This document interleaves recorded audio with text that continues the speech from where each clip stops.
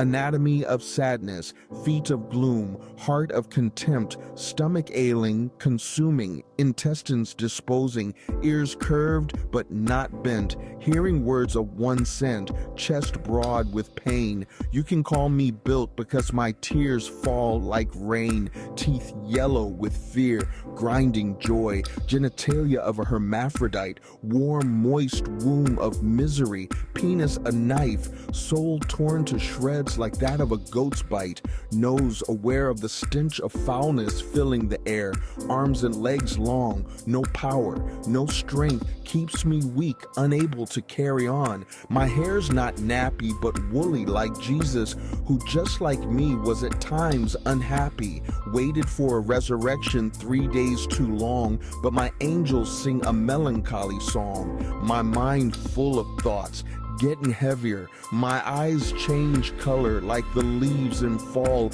and glow like a cat's when night falls.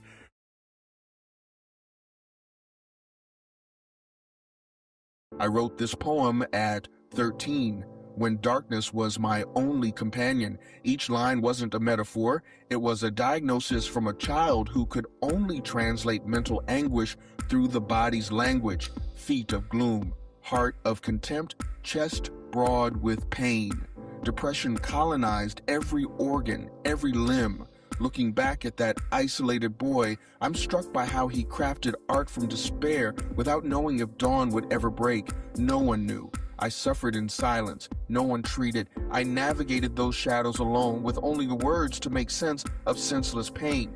This video honors Mental Health Awareness Month because there are 13-year-olds right now drafting their own anatomies of sadness, believing solitude is their sentence. Mental wellness deserves the same attention as physical health.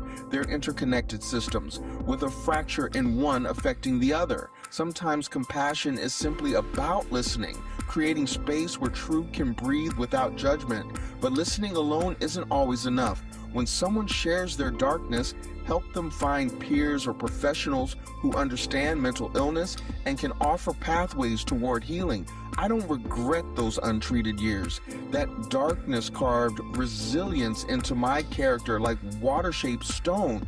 But survival shouldn't depend on chance. No person should navigate those waters without a compass or guiding stars. Anatomy of Sadness is one of over 24 poems in my novel, Love is in the Eye of the Beholder, which charts a woman's journey through clinical depression and therapy. The collection doesn't flinch from darkness, but refuses to surrender to it. These aren't just verses, they're survival mechanisms transformed into art. If you recognize yourself in these words, if your anatomy feels mapped with similar territories of pain, you don't have to wait for the storm to pass. Reach out. Support exists. Treatment works. A single conversation could save your life. Pick up Love is in the Eye of the Beholder wherever books are sold. Sometimes finding your story reflected in another's journey becomes the first step toward reclaiming your own.